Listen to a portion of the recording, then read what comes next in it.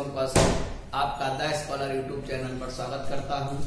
जैसा कि आप लोगों ने देखा कि अभी मैंने previous year question UP TET का पेपर कराया था, वही 2017 प्रीवियस ईयर पेपर मैं आज डिस्कस कराने जा रहा हूं। जो भी समस्या आपको क्वेश्चन में समझने में या कोई भी चीज ऐसी लगे जो आपको समझ में ना आई हो तो उसको आप कमेंट बॉक्स पर जरूर कमेंट करके हमको बताएं। ठीक, पहला सवाल, एक खंबे का 4/7 भाग कीचड़ में धंसा हुआ है। एक खंबे का 4/7 भाग कीचड़ में धंसा हुआ है, तो 4/7 भाग कीचड़ में धंसा हुआ है। अगर 4/7 भाग कीचड़ में धंसा हुआ है तो कितना भाग निकला हुआ है ये देखो। तो उसने कहा कि जब धंसे हुए भाग से 1/3 भाग बाहर निकाला गया, तो धंसे हुए भाग से 1/3 भाग बाहर निकाला गया। कहाँ निकाला गया? बाहर। अगर बाहर निकाला गया तो पाया गया कि 8 मीटर माप का खंबा अभी भी कीचड़ में है। तो पाया गया कि 8 मीटर माप का खंभा अभी भी कीचड़ में है। तो जब भी ऐसे सवाल आए फ्रैक्शनल बेस पर, तो आप हमेशा कोशिश करना जो उसका बेस है, ये दोनों बेस है और बेस हमेशा टोटल वैल्यू होता है। तो इन दोनों का हम क्या ले लें? एलसीएम। इन दोनों का एलसीएम कितना? 21। हम मान लेते हैं कि टोटल जो खंबा था वो 21 मीटर का था, ऐसा हमने मान लिया। अगर 21 मीटर का जो खंबा था उसमें कितना भाग कीचड़ में धंसा हुआ है? 4/7 भाग। तो 21 का 4/7 भाग कितना होगा? 7 तिया 21 और 4 तिया 12। तो कितना भाग खंबे में धंसा हुआ है? 12 भाग। 1/3 भाग बाहर निकाला गया, तो बाहर उसी को निकालेंगे जो धंसा हुआ है, और धंसा कितना है? 12। तो इसका कितना भाग बाहर निकाला गया? 1/3, यानी 4 भाग बाहर निकाला गया। अगर 4 भाग बाहर निकाला गया तो कीचड़ में कितना धंसा हुआ है? 8, क्योंकि 4 भाग आपने बाहर निकाल लिया, 12 भाग धंसा हुआ था, तो डिफरेंस कितना? 8 भाग। जो भाग कीचड़ में धंसा हुआ है वो हमारे हिसाब से कितना? 8। इनके हिसाब से भी कितना? 8। तो जो वैल्यू हमने मानी एक्चुअल में वही आंसर है।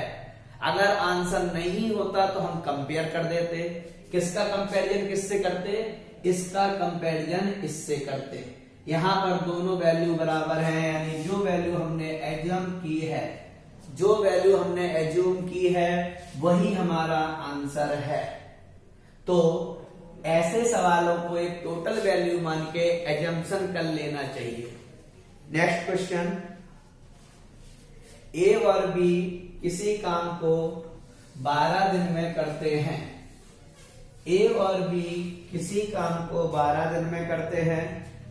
बी और सी उसी काम को 15 दिन में करते हैं, तथा सी और ए उसी काम को 20 दिन में करते हैं। तो ए अकेला उस काम को कितने दिन में करेगा?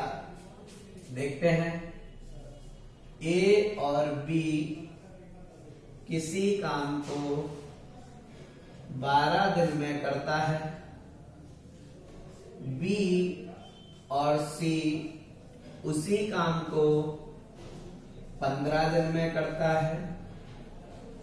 सी तथा ए उस काम को 20 दिन में करता है। तो ए अकेले उस काम को कितने दिन में करेगा? कभी भी ऐसा क्वेश्चन मिले जो टाइम एंड वर्क का हो, उसमें जो वैल्यू दी हो उनका लीजिए हमेशा क्या? एलसीएम। अगर इनका एलसीएम लेंगे तो 12, 15 और 20 का एलसीएम कितना? 60। और जो हमारा एलसीएम होगा वही हमारा होगा टोटल वर्क। जो हमारा एलसीएम होगा वही हमारा होगा टोटल वर्क। अब दूसरा काम हमेशा करेंगे स्पीड निकालने का। स्पीड या तो पर आवर निकलती है, या तो पर मिनट निकलती है, या तो पर डे निकलती है। और स्पीड निकालने के लिए कभी भी ध्यान रखना, स्पीड निकालने के लिए total work upon total time. ठीक, तो ए और बी को कितना समय लगा? 12। टोटल वर्क कितना? 60। तो 60 में किसका भाग दें? 12 का। तो स्पीड कितनी? 5। स्पीड कितनी? 5। 15 का इसमें भाग देंगे तो स्पीड कितनी? 4। 20 का भाग देंगे तो स्पीड कितनी? 3। अब ये सभी की स्पीड आ गई।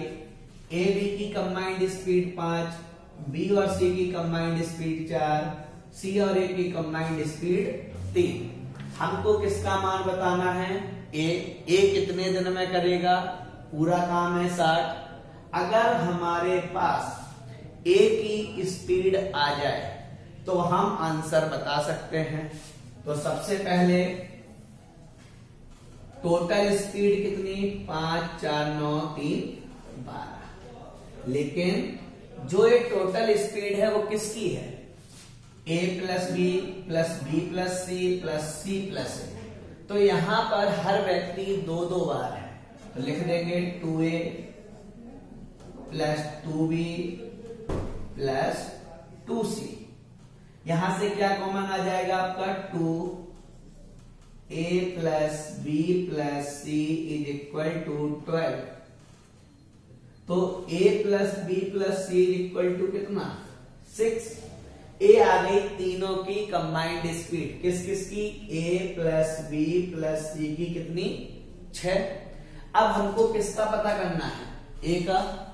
अगर हमको a का पता करना है तो माइनस हम किसको कर दें? b और c को।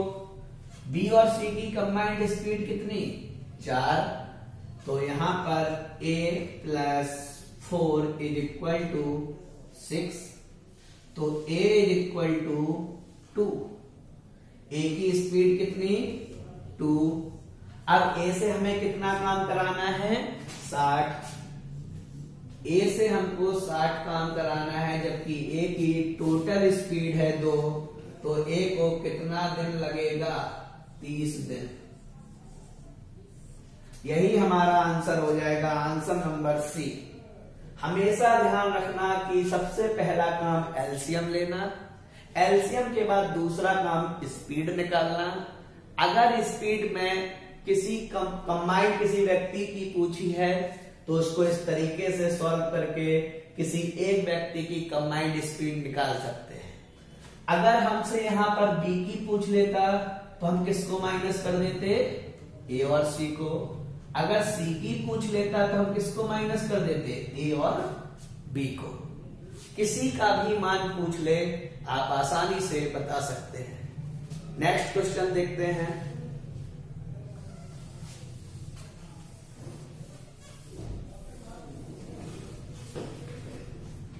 नेक्स्ट क्वेश्चन है,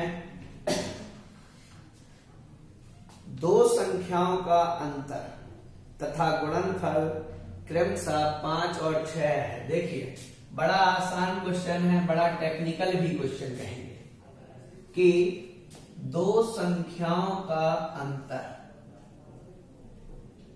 तथा गुणनफल कितना है? 5 और 36। दो संख्याओं का अंतर 5 है और दो संख्याओं का गुणनफल 36 है। तो या तो आप इनको पूछा क्या है, तो उनके वृत्तकुमों का अंतर बताइए, तो उनके वृत्तकुम का अंतर बताइए। तो देखो संख्या अगर x है तो इसका व्युत्क्रम होगा 1/x। संख्या अगर y है तो इनका व्युत्क्रम होगा 1/y। अब इनके व्युत्क्रम का क्या बताना है? अंतर, यानी जो वैल्यू हमको बतानी है वो बतानी है 1/x माइनस 1/y। इनके व्युत्क्रम का अंतर हमको बताना है, ठीक। और जब हमको अंतर बताना है तो सबसे पहले 2-3 तरीके होंगे, लेकिन हम कोशिश करें कि हम ऐसी वैल्यू एज्यूम करें जिसको घटाने पर 5 आ जाए और गुणा करने पर 36 आ जाए। तो एक वैल्यू हमको दिखी 9 गुणा 4, 9 चौको 36, और 9 में से अगर हम 4 को माइनस कर दें तो कितना? 5। तो x की जगह हम क्या रख सकते हैं? 9, और y की जगह क्या रख सकते हैं? 4 रख दीजिए। 1/9 माइनस 1/4। तो यहां पर एलसीएम ले लेना, 36, 4 माइनस 9, आंसर आ जाएगा -5/36। यही हमारा आंसर हो जाएगा 5/36। और जब -5/36 यही हमारा आंसर होगा, लेकिन इसमें जो आंसर दिए हैं आपके उसमें शायद माइनस का साइन नहीं लगा, लेकिन आप टेंशन ना लीजिए, साइन माइनस का ही आएगा और यही हमारा आंसर होगा।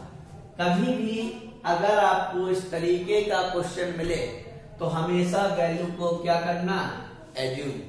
और वैल्यू को आप एज्यूम करेंगे तो क्वेश्चन थोड़ा जल्दी लग जाएगा। नेक्स्ट क्वेश्चन,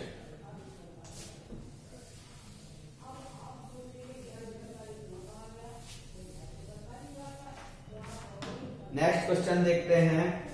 2 अंकी संख्या के अंकों का गुणनफल 6 है। उस संख्या में 9 जोड़ने पर प्राप्त संख्या के अंकों के स्थान बदल जाते हैं, तो वह संख्या बताइए। देखिए, बहुत अच्छा एक कॉन्सेप्ट है। अगर हम 12 को पलटते हैं तो अंकों की संख्या है 12, क्या बना? 21। अगर हम 13 को पलटते हैं तो क्या बनेगा? 31। अगर हम 14 को पलटते हैं तो बनता है 41। यहां पर जो बात हम समझाना चाहते हैं वो आप समझिए कि इन दोनों के बीच का अंतर कितना? 1। तो जब आप इसको पलटोगे तो इन संख्याओं के बीच का अंतर हमेशा कितना रहेगा? 9। अगर इनके बीच का डिफरेंस 1, तो इनके बीच जो अंतर रहेगा वो 9 का रहेगा। जैसे कि 13 और 31 में कितने का अंतर? 18 का। क्यों? क्योंकि बेसिकली 9 हमेशा डिफरेंस होगा। 2 अंकों को पलटने पर सबसे छोटा जो डिफरेंस होता है वो 9 ही होगा, अगर हम 11 को छोड़ दें, क्योंकि 11 को पलटोगे तो 11 ही बनेगा। लेकिन यहां पर डिफरेंस कितने का? 2 का। अंतर देखो 18 हो गया। यहां पर डिफरेंस कितने का? 3 का। तो अंतर देखो कितना हो जाएगा? 9 गुणा 3 27। जोड़ के देख लीजिए, 27 4 31 10 41। तो कहने का मतलब जब भी ऐसा क्वेश्चन आए तो आप ओरल लगा सकते हैं। जैसे कि पहला ऑप्शन हमको दिया है 16, दूसरा ऑप्शन हमको दिया है 35, तीसरा ऑप्शन हमको दिया है 43 और चौथा ऑप्शन हमको दिया है 23। तो उन्होंने कहा कि इनमें से एक संख्या ऐसी है जिसको पलटने पर, जिसमें 9 जोड़ने पर संख्या के स्थान बदल जाते हैं। जिसमें 9 जोड़ने पर अगर इनमें से एक संख्या में 9 जोड़ दो तो उसके स्थान बदल जाएंगे। जब आप किसी संख्या में कोई चीज जोड़ते हैं तो संख्या बड़ी मिलेगी। इनके बीच का डिफरेंस 5 नहीं होगा, क्योंकि इसका पलटोगे तो 61 बनेगा और डिफरेंस हो जाएगा 9 ना होके कितना 45। करके देखिए हमेशा यही होगा। इनके बीच में डिफरेंस 2 का नहीं चाहिए, इनके बीच में डिफरेंस 1 का और इनके बीच में डिफरेंस भी 1 का। अगर आप इसमें 9 जोड़ेंगे, अगर आप इसमें 9 जोड़ेंगे तो क्या बन जाएगा? 43 में 9 जोड़ोगे तो बनेगा 52। लेकिन जब आप इसमें 9 जोड़ेंगे तो 23 में 9 जोड़ोगे तो बनेगा 32। तो ऐसे क्वेश्चन हमें हमेशा ऑप्शन से ट्राई करने हैं। तो हमारा आंसर क्या हो जाएगा? 4, क्योंकि इनके बीच का डिफरेंस 1 है और जब इसको पलटोगे तो वो बनेगा 32 और कितना जोड़ने पर? 9 जोड़ने पर। ये बात हमने जो आपको बताई हमेशा ध्यान रखना। अगर जैसे कि अगर हम ले लें 45 तो इनके अंकों का योग कितना? अंकों का अंतर कितना? 1। अगर हम इसको पलटे तो हमेशा अगर यहां पर 1 डिफरेंस है तो पलटने पर जो संख्या बनेगी उसमें हमेशा 9 का ही डिफरेंस होगा। जैसे कि 63 में कितने का डिफरेंस? 3 का। अगर आप इसको पलटेंगे तो बनेगा 36 और डिफरेंस होगा 27 का। तो कहने का मतलब पहली बात, जब भी कोई संख्या को पलटोगे तो किसके मल्टीप्लाई में डिफरेंस रहेगा? 9 के मल्टीप्लाई में। अंकों पे डिसाइड करेगा कि डिफरेंस कितने गुना होगा। यहाँ पर 1 का डिफरेंस है तो 1 गुना, यहाँ पर 2 का डिफरेंस है तो 2 गुना, यहाँ पर 3 का डिफरेंस है तो 3 गुना। बड़ा अच्छा क्वेश्चन था। नेक्स्ट क्वेश्चन चलते हैं हम लोग।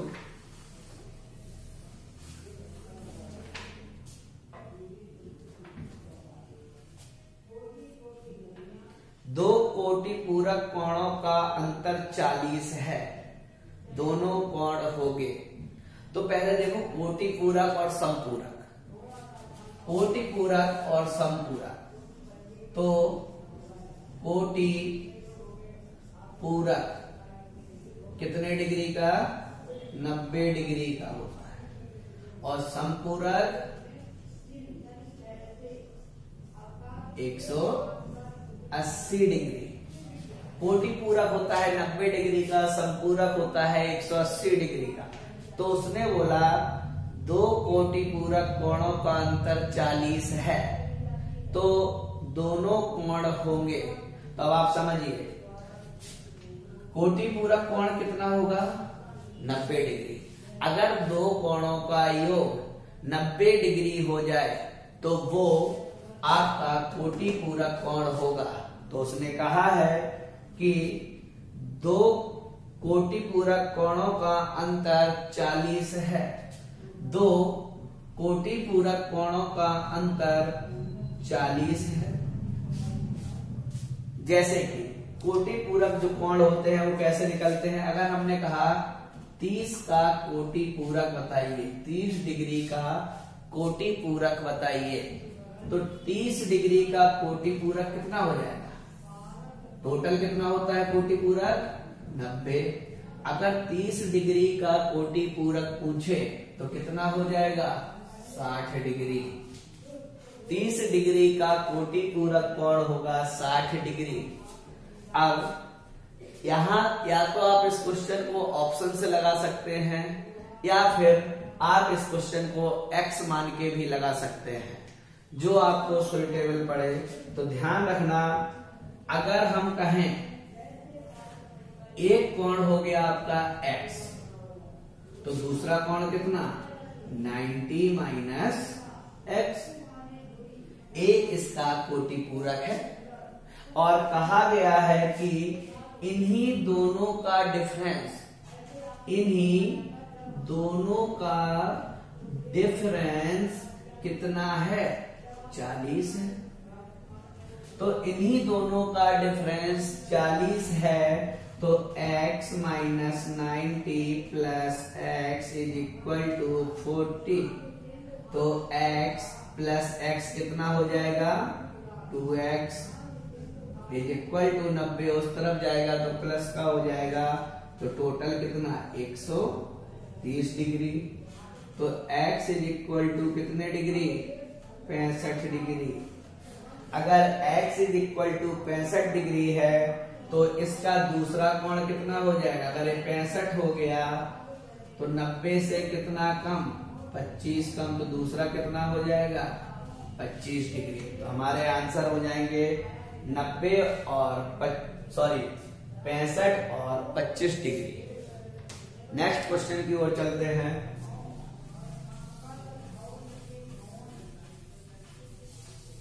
जो लैंग्वेज वाले क्वेश्चन है उनको हम स्किप करते रहेंगे, जो बेसिकली जो हमें सीखना है, क्योंकि लैंग्वेज में कोई आपको सिखा नहीं सकता है। लैंग्वेज आपको पढ़नी है, आपको अपने हिसाब से आंसर देने हैं। 12, 10, 12 को 12 से भाग देने पर क्या रिमाइंडर बचेगा। 12, 10 और 12 को डिवाइड करना है किससे 12 से, तो क्या रिमाइंडर बचेगा। ये तो जनरली क्वेश्चन है कि आप 12 का भाग देकर भी देख सकते हैं।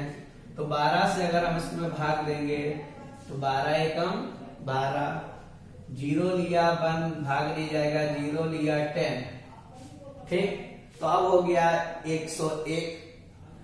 12 अठे कितना 96, 96 12 अठे 96, तो अभी बचा कितना 5। और यहां पर जब 5 लिखोगे तो ये बन गया 52, और ये 52 है वो 12 से भाग दीजिए, 12 चौको 48, 12 चौको 48, तो रिमाइंडर कितना बचा 4। 48 और 4 कितना होता है 52, तो यहाँ पर हमारा ऑप्शन नंबर हो जाएगा 4। ये बेसिक है, आपको भाग दे के देख सकते हो, और कोई तरीका लगाओगे तो बड़ा लंबा है, तो भाग देना आपको आता होगा, ठीक। नेक्स्ट क्वेश्चन पर चलते हैं। अधिकतम और न्यूनतम प्रेक्षण का अंतर कहलाता है। तो देखो मैक्सिमम और मिनिमम का जब भी डिफरेंस करेंगे तो परास कहलाता है। परास को ही यहाँ पर दूसरी भाषा में दिया है परिसर। तो मैक्सिमम और मिनिमम का डिफरेंस क्या कहलाएगा, परिसर भी मिल सकता है और परास भी मिल सकता है, तो दोनों में से कोई भी आंसर हो सकता है, ठीक। Next question. सबसे छोटी अभाज्य संख्या, सबसे छोटा प्राइम नंबर। तो ये तो प्राइम नंबर बेसिकली होते क्या है, कभी कभी लोग कंफ्यूज रहते हैं प्राइम नंबर्स और ऑड नंबर। लोग कंफ्यूज होते हैं प्राइम नंबर और किसमें ऑड नंबर में। प्राइम नंबर वो होते हैं जो सिर्फ और सिर्फ 2 फैक्टर रखते हैं अपने पास। प्राइम नंबर वो होते हैं जो सिर्फ और सिर्फ 2 फैक्टर रखते हैं, जैसे कि पहला फैक्टर हमेशा ही 1 रहेगा, पहला फैक्टर हमेशा ही 1 रहेगा, और दूसरा फैक्टर हमेशा वही नंबर होगा जो नंबर प्राइम नंबर होगा। फॉर एग्जाम्पल 1, 2, 3 और 9। समझना बहुत अच्छी चीज है प्राइम नंबर। इसका आपने कहा, हमने कहा फैक्टर करेंगे, तो आपने कहा सर 1 का फैक्टर तो 1 ही होगा, तो यहां पर तो सिर्फ एक ही फैक्टर है और एक फैक्टर किसी प्राइम नंबर का नहीं होता, तो सबसे छोटा प्राइम नंबर 1 नहीं होगा। अब आते हैं 2 पर।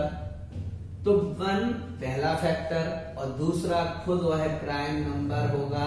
यही हमने रूल बताया कि प्राइम नंबर में पहला फैक्टर 1 होगा और दूसरा फैक्टर वही नंबर होगा। तो सबसे छोटा प्राइम नंबर हमारा कितना, 2। लोग यहीं पर कंफ्यूज रहते हैं, कोई 1 टिक कर देता है, कोई 2 टिक कर देता है, कोई 3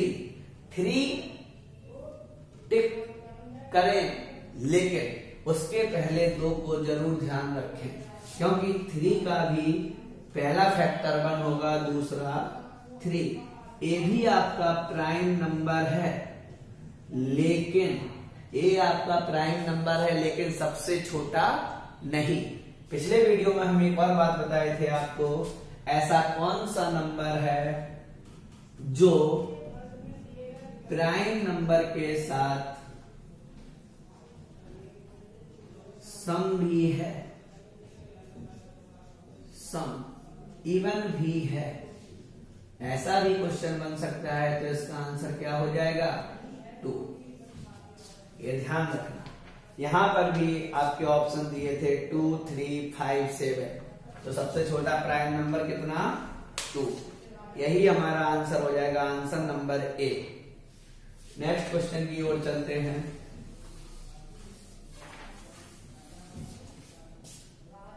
किसी संख्या के 3/4 का 2/3, तो मान लेते हैं कोई संख्या n, किसी संख्या के 3/4 के 2/3 किसके बराबर है, 24 के बराबर है। यहां से हमको क्या मिल जाएगा, n कितना, 3 से 3 कैंसिल, 2 दूनी 4, तो n is equal to 24 into 2 is equal to 48। तो उस संख्या का 1/4 क्या होगा, तो हमें संख्या तो मिल ही गई, अब इसका क्या निकालना है, 1/4। तो 1/4 क्या हो जाएगा, 12। तो हमारा आंसर क्या हो जाएगा, 12। Answer number B. Next question की ओर चलते हैं। बड़ा अच्छा क्वेश्चन, वर्गमूल बताना है। बहुत अच्छा क्वेश्चन है, और अक्सर ऐसा क्वेश्चन आपके पेपर में बार बार पूछ लिया जाता है। तो देखते हैं, क्वेश्चन है 7 + 2√10 का वर्गमूल बताइए, यानी स्क्वायर रूट, वर्गमूल बताइए, स्क्वायर रूट। तो देखो, जब भी कभी ऐसा नंबर लिखा हो तो 2 ही संख्या का स्क्वायर रूट बनता है। कौन कौन सा, a + b का होल स्क्वायर बनेगा, या फिर a - b का होल स्क्वायर बनेगा। इस पर अभी हम एक वीडियो भी बना देंगे पूरा, a + b का होल स्क्वायर या फिर a - b का होल स्क्वायर। सिर्फ यही 2 बनेंगे इसमें, या तो a + b का होल स्क्वायर होगा, या फिर a - b का होल स्क्वायर होगा। तो a + b का होल स्क्वायर कितना होता है, a² + b² + 2ab। a - b का होल स्क्वायर कितना होता है, a² + b² - 2ab। दोनों फार्मूले में सिर्फ और सिर्फ इस जगह से पता चलता है कि फार्मूला किसका है। अगर यहाँ +2ab लिखा है तो a + b का होल स्क्वायर, -2ab लिखा है तो a - b का होल स्क्वायर। कहने का मतलब यहाँ साइन किसका, प्लस का। तो प्लस के बाद हमेशा कौन सा टर्म आता है, 2ab और 2ab। तो कंपेयर कर लें, 2ab, और प्लस के पहले कौन सा टर्म आएगा, a² + b²। तो यहां लिख लेंगे a² + b²। तो 2ab को इसने कवर कर लिया, a² + b² को इसने कवर कर लिया, साइन ने साइन को कवर कर लिया। तो ये किसका स्क्वायर बन गया, a + b का होल स्क्वायर। अब आप लोग सोच रहे होंगे a और b क्या होंगे, तो 2 से 2 कैंसिल।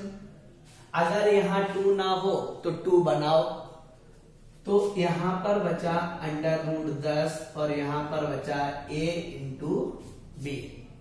अब हम 10 के ऐसे फैक्टर करेंगे, 10 के ऐसे फैक्टर करेंगे कि उनका वर्ग करने पर और उसको जोड़ने पर कितना बन जाए 7।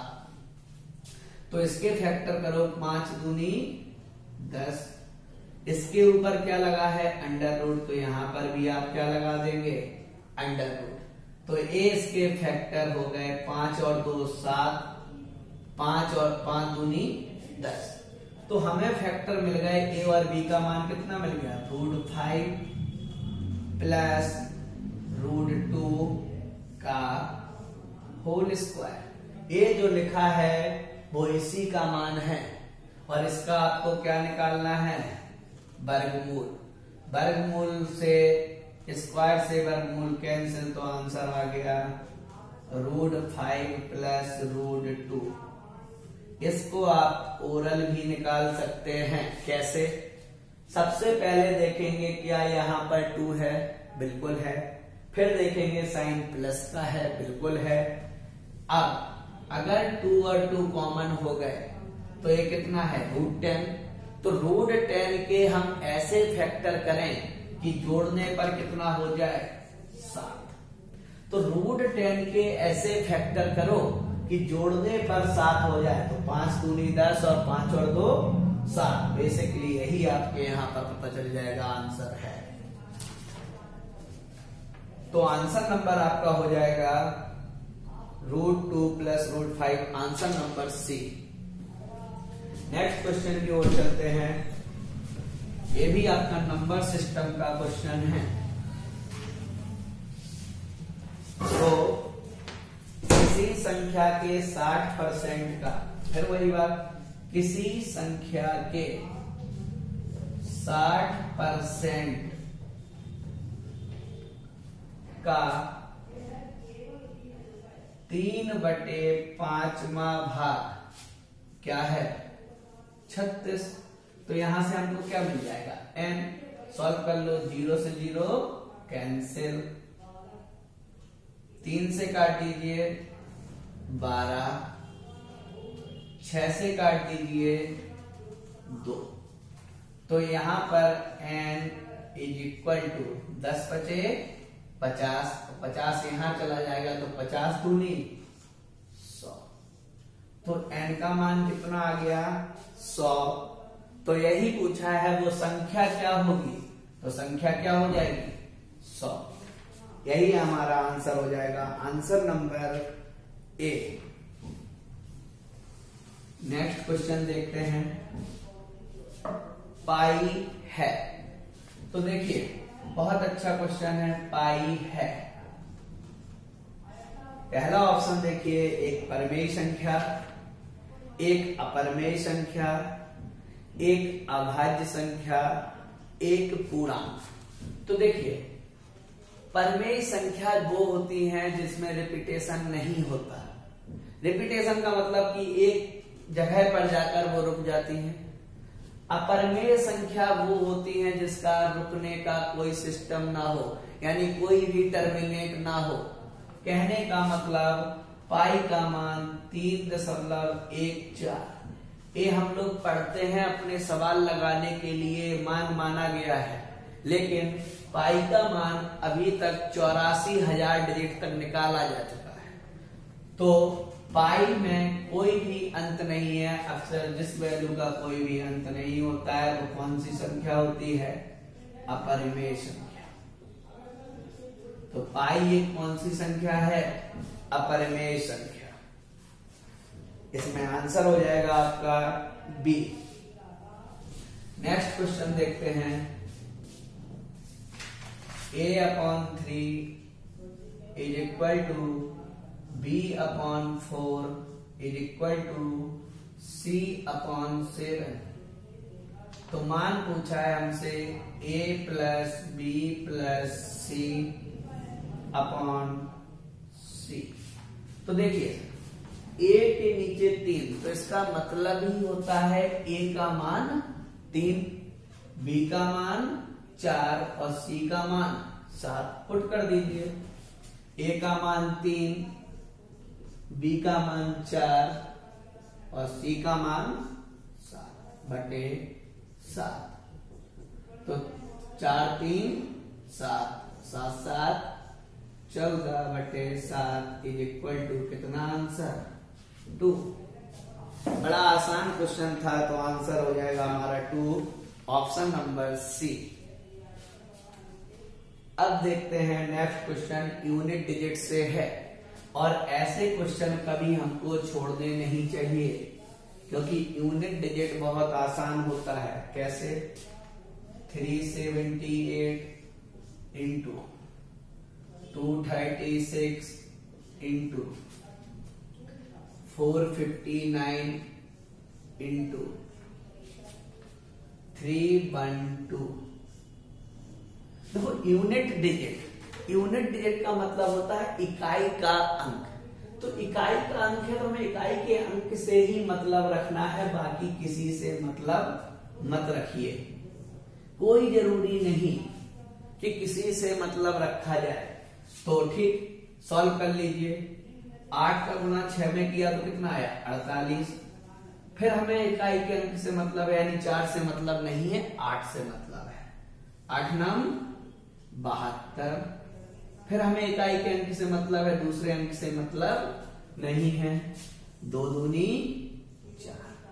तो हमारा यूनिट डिजिट क्या निकल आया 4। कभी भी यूनिट डिजिट पूछा जाए तो हमेशा इकाई के अंकों का मल्टीप्लाई करते जाइए और हमको आंसर मिल जाएगा। आंसर हमारा क्या हो जाएगा 4। नेक्स्ट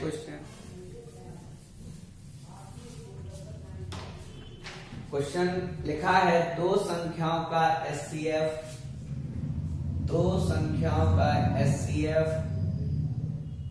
12, एलसीएम 72, और इन दो संख्याओं का योगफल 60 है। और जो दो संख्याओं का पहली संख्या first number plus second number, इन दोनों का जो सम है वो कितना है 60। तो इनमें से एक संख्या बताइए। ऑप्शन है हमारे पास 12, 24, 60, 72। इनमें से एक संख्या बताइए। तो देखते हैं, बहुत आसान क्वेश्चन होता है। आप पहले इसका एक कॉन्सेप्ट देख लीजिए, एक छोटा सा एलसीएम एचसीएफ का कॉन्सेप्ट है, 3-4 लाइन का है, आराम से समझ जाएंगे। एक बेसिक फार्मूला आपने पढ़ा होगा, पहली संख्या गुणा दूसरी संख्या इज इक्वल टू लासा गुणा मासा। यहां पर हम दूसरी बात समझेंगे कि एक और फार्मूला होता है L बराबर mx/y, जहां पर L हमारा होगा एलसीएम, M हमारा होगा एचसीएफ, X हमारा होगा पहली संख्या का रेशियो, और y वहां पर हमारा होगा दूसरी संख्या का रेशियो। x हमारा पहली संख्या का रेशियो, y हमारा दूसरी संख्या का रेशियो। तो अब हम देखते हैं कि रेशियो में ये पहली संख्या का रेशियो, ये दूसरी संख्या का रेशियो। रेशियो में अगर हम HCF से मल्टीप्लाई कर दें तो वो रेशियो ना रहकर वो नंबर बन जाता है, पहली संख्या यानी फर्स्ट नंबर, दूसरी संख्या यानी सेकंड नंबर।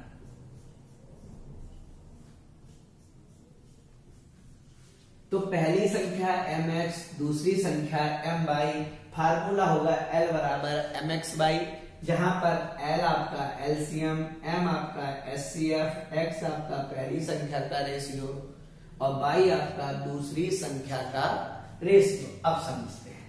तो यहां पर बोला first number plus second number का सम कितना 60। तो इसकी जगह पर क्या हम ए नहीं बोल सकते, mx plus my is equal to 60।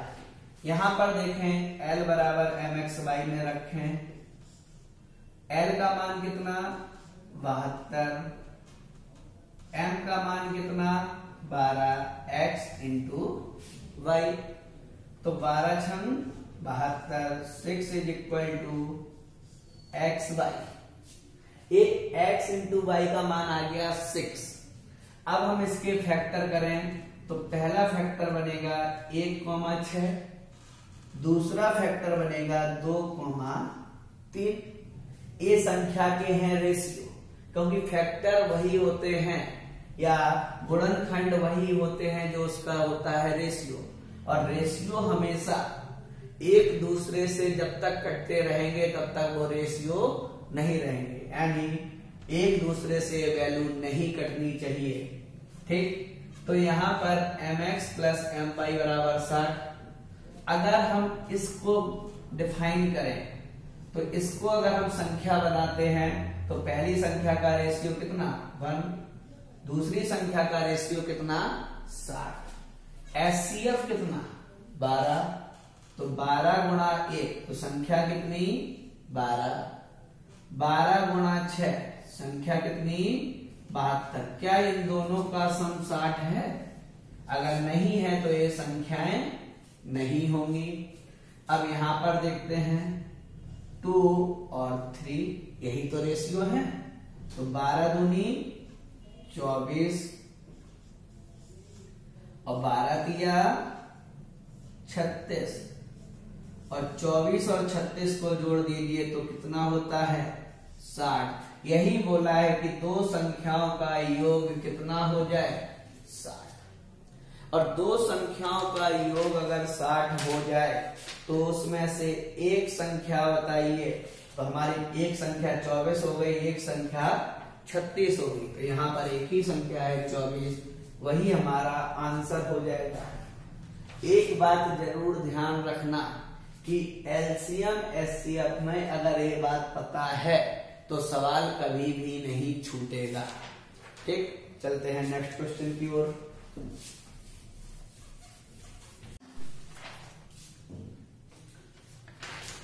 Next question है प्रॉफिट लॉस से, बहुत अच्छा क्वेश्चन है।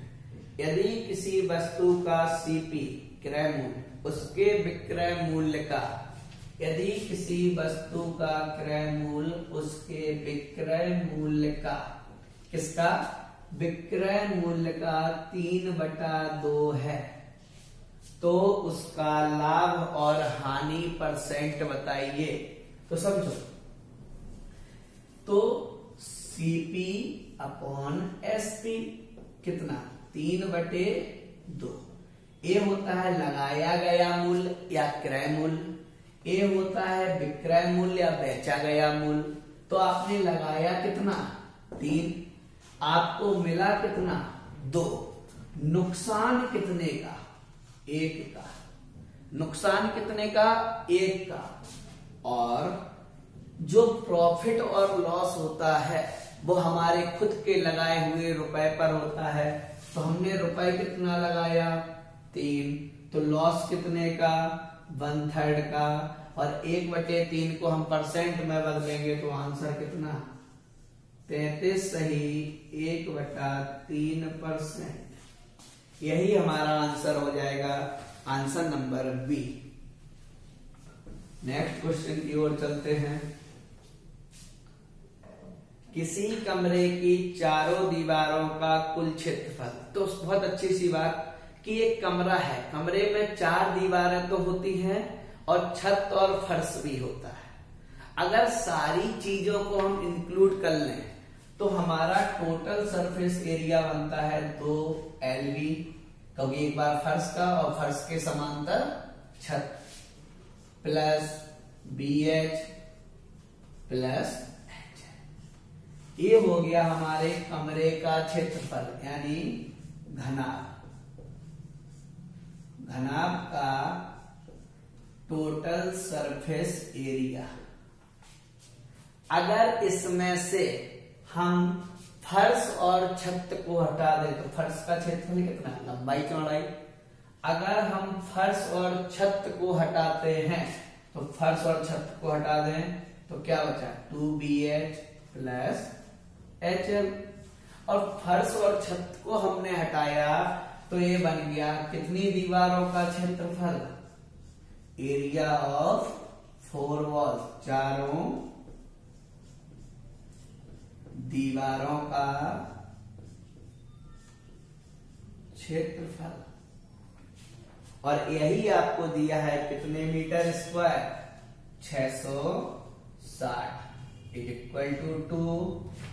अब और देखते हैं, लंबाई उसकी चौड़ाई का 2 गुना, लंबाई उसकी चौड़ाई का 2 गुना। यदि कमरे की ऊंचाई आपको दे दी, कमरे की ऊंचाई 11 है तो उसकी छत का क्षेत्रफल, देखिए अभी हमने यहां से क्या हटाया था, छत और फर्श, तो जितना फर्श का क्षेत्रफल होगा उतना ही छत का क्षेत्रफल होगा। तो छत का क्षेत्रफल, तो छत का क्षेत्रफल क्या होगा, लंबाई गुणा चौड़ाई, वो हमको यहां से मिलेगा।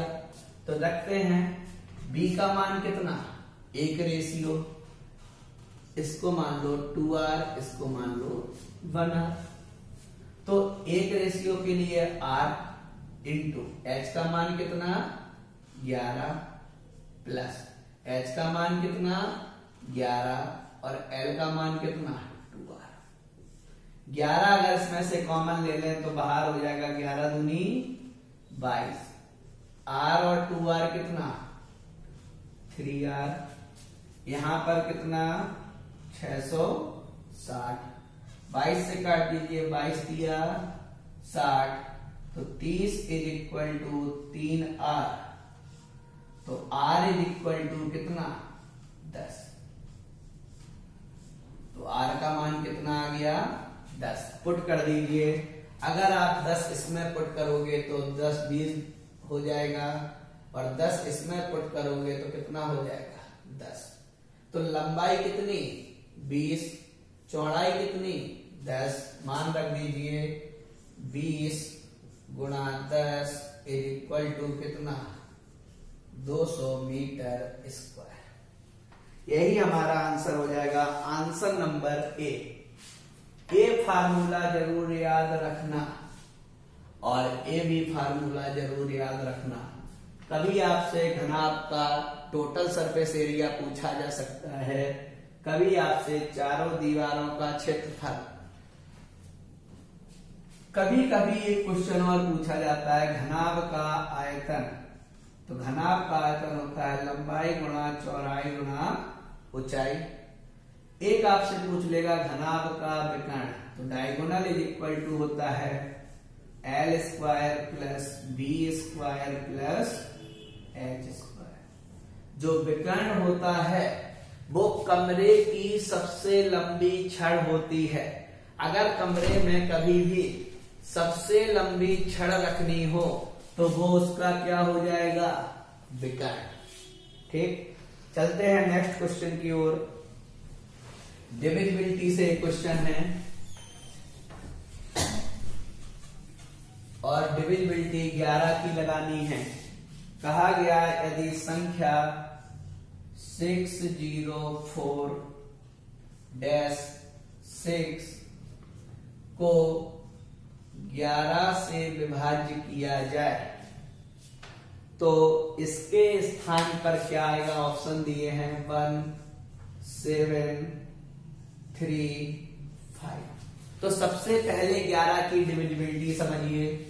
अगर कोई नंबर दिया है ABCDEF, इसको डिवाइड करना है 11 से, तो 11 की डिविजिबिलिटी होती है कि इवन पदों का सम। तो इवन पद कौन कौन से, दूसरा, चौथा और छठवां। इवन पदों का सम ऑड पदों के सम का डिफरेंस। अगर इन दोनों का डिफरेंस या तो शून्य हो, इन दोनों का डिफरेंस या तो शून्य हो या फिर 11 से डिवाइड हो, तो यह संख्या 11 से डिवाइड होगी। तो यहां पर भी वही करते हैं। तो यहां पर इवन टर्म कुछ नहीं है तो हम मान लेते हैं x है, कुछ भी मान लीजिए। तो इवन टर्मों का सम 2 और 4, इवन टर्म का सम कितना x, 0 प्लस x, और ऑड टर्मों का 6 4 10 6 16। अब हमने कहा था इन दोनों का डिफरेंस या तो 0 हो या फिर 11 से डिवाइड हो। तो अगर हमको 0 करना है तो ये 16 होना चाहिए, जबकि एक संख्या 16 नहीं हो सकती।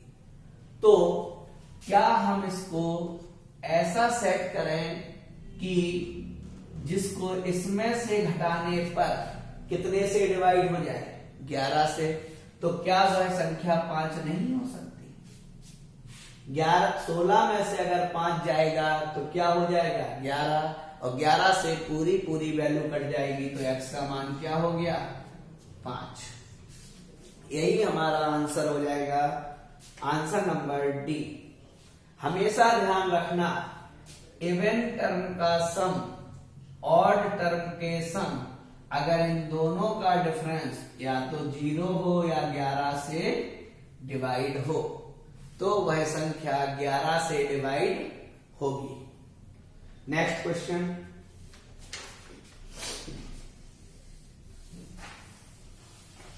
नेक्स्ट क्वेश्चन पर चलते हैं। नेक्स्ट क्वेश्चन है आपका, काफी अच्छा क्वेश्चन है।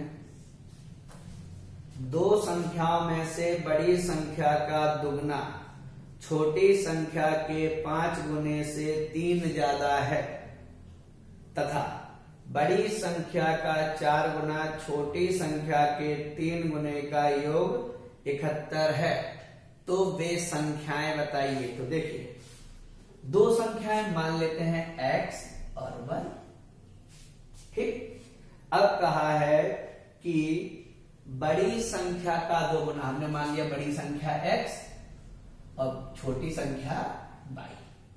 बड़ी संख्या का 2 गुना 2x, छोटी संख्या के 5 गुना, छोटी संख्या के 5 गुने से 3 ज्यादा है। कौन सी संख्या? बड़ी वाली।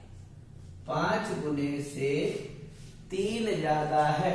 समझना, बड़ी संख्या का 2 गुना छोटी संख्या के 5 गुना से 3 ज्यादा है। सेकेंड स्टेटमेंट कि बड़ी संख्या का 4 गुना, बड़ी संख्या का 4 गुना छोटी संख्या के 3 गुना का योग, छोटी संख्या के 3 गुने का योग कितना है 71। तो वे संख्याएं बताइए। इसको एक स्टेप और सॉल्व करो तो 2x minus 5y is equal to 3। दो तरीके की इक्वेशन बन गई, और इक्वेशन में आप आराम से x और y का मान निकाल सकते हैं। जैसे कि आप अगर इसमें 2 से गुणा कर दें, आप अगर इसमें 2 से गुणा कर दें तो इक्वेशन बन जाएगी 4x minus 10y is equal to 6। दोनों को घटाने पर तो ये आपका बन जाएगा माइनस, ये बन जाएगा प्लस, और ये बन जाएगा माइनस। तो ये दोनों वैल्यू कट जाएंगी, 10 और 3 13y, और 71 में से 6 गया तो कितना बचा 65, और 13 से इसको काटोगे तो कितनी बार 5 बार। तो y का मान आ गया 5, और y के मान को हम रख देंगे किसमें, x में। y के मान को आप कहीं भी रख दीजिए, वहां से आ जाएगा आपका x का मान। तो y का मान हम यहां पर रख देते हैं, तो 4x प्लस 5 दिया 15 इज इक्वल टू 71। तो 4x इज इक्वल टू 71 में से 15 गया, तो 71 में से 15 जाएगा तो क्या बच जाएगा, 71 में 10 गया 61, 61 में से 5 गया 56। तो 4x इज इक्वल टू 56। तो x is equal to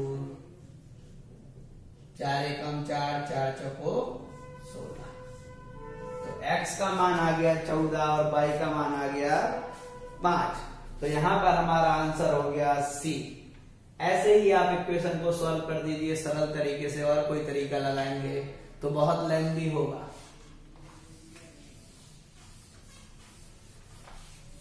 next question,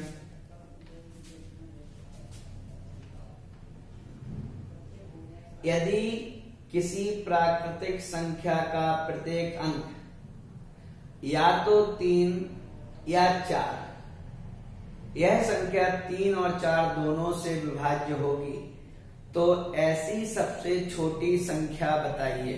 तो समझिए, उसने कहा कि पहले तो ऑप्शन देखिए, इसमें ऑप्शन से जल्दी पुट होगा ये आंसर। पहला ऑप्शन 333,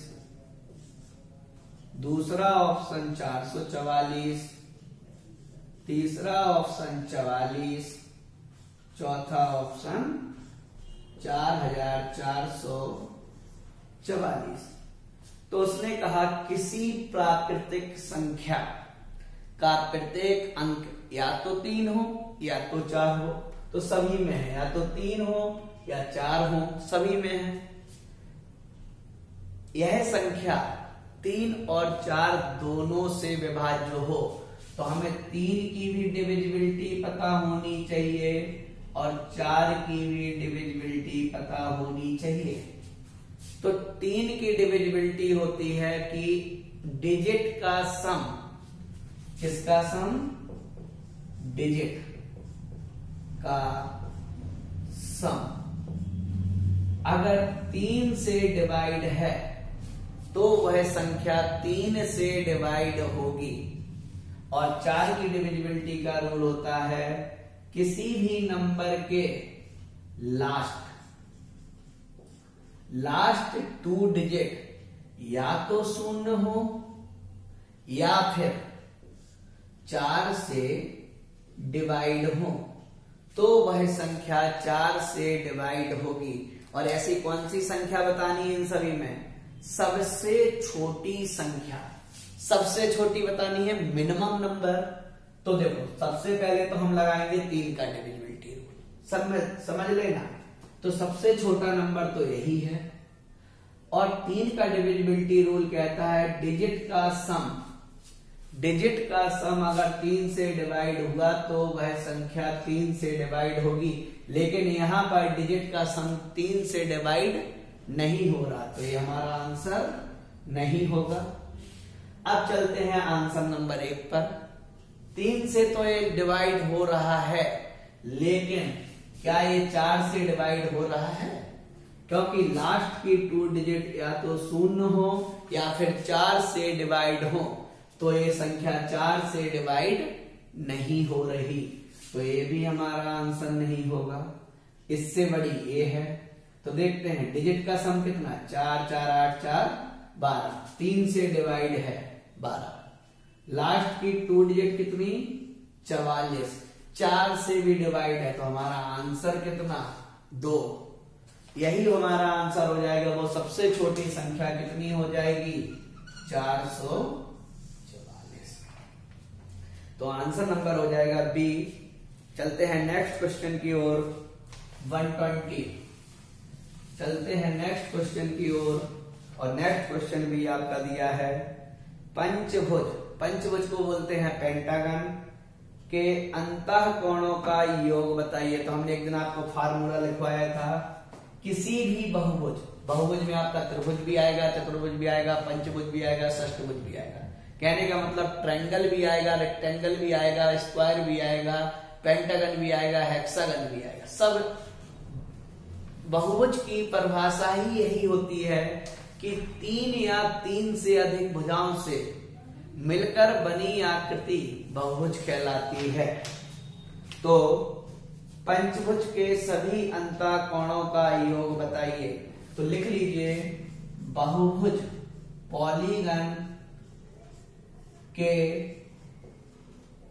सभी अंतःकोण इनर एंगल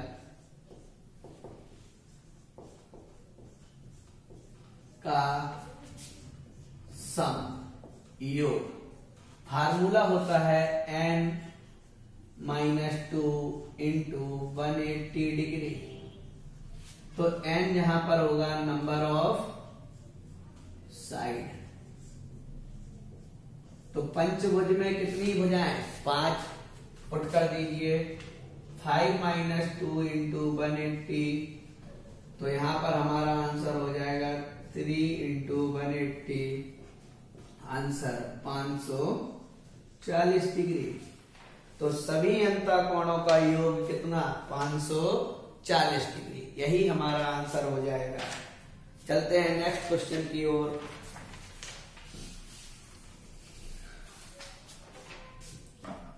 त्रिभुज एबीसी की भुजाओं के मध्य बिंदु। त्रिभुज एबीसी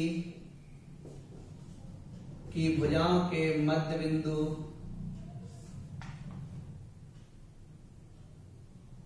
क्रमशः डी ई एफ है। तो निम्न में से कौन सा सत्य होगा? तो ट्रायंगल DEF का क्षेत्रफल ट्रायंगल ABC के बराबर। तो आप खुद समझ सकते हैं, क्षेत्रफल होता है जो स्थान घेरता है। तो ABC ने इतना स्थान घेरा, पूरा अंदर का भाग, और DEF ने कितना घेरा? सिर्फ इतना भाग। तो क्या इन दोनों के एरिया कभी बराबर हो सकते हैं? तो पहला आंसर क्या हो जाएगा हमारा? गलत। अब पढ़ते हैं दूसरा ऑप्शन। ट्रायंगल DEF का क्षेत्रफल। तो देखो, हमेशा एक बात समझना, परिमाप और क्षेत्रफल। अगर कभी भी किसी ट्रायंगल के मिड पॉइंट से कोई दूसरा ट्रायंगल बनाया गया तो उसका एरिया नए वाले एरिया का, अगर हम इस पूरे वाले ट्रायंगल का एरिया मान ले ABC का 1, तो इसका हो जाएगा 1/4।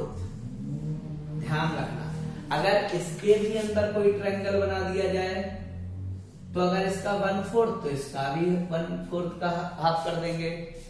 तो कहने का मतलब एरिया 1/4 में होता जाएगा। अगर इसका हमने 1/4 किया तो अब इस ट्रायंगल का भी निकालेंगे तो फिर 1/4 करेंगे पहले वाले एरिया का। तो यहां पर हमेशा ध्यान रखना कि किसी ट्रायंगल के मिड पॉइंट से अगर कोई ट्रायंगल बनता है तो उसका एरिया पहले वाले ट्रायंगल के एरिया का 1/4 हो जाएगा। तो इसमें एक आंसर दिया होगा, ट्रायंगल DEF का क्षेत्रफल ट्रायंगल ABC, ट्रायंगल DEF का क्षेत्रफल ट्रायंगल ABC के क्षेत्रफल का 1/4 होगा। कहने का मतलब जो ट्रायंगल ABC का क्षेत्रफल होगा वही DEF का क्षेत्रफल होगा, लेकिन उसका कितना? 1/4। तो हमने पहले भी बताया कि अगर एक सिंगल ट्रायंगल का एरिया 1:, अगर इसके मिड पॉइंट से कोई ट्रायंगल बनाओगे तो उसका एरिया 1/4 हो जाता है। तो यहां पर आपने कई प्रकार के क्वेश्चन देखे। अगर इन क्वेश्चन में कोई भी चीज जो आपको समझ में नहीं आई वो आप एक बार कमेंट बॉक्स पर लिखें और हमको जरूर बताएं। और आपको वीडियो कैसा लगा ये भी बताएं, और हमारे चैनल को लाइक और सब्सक्राइब जरूर करते रहें। Thank you.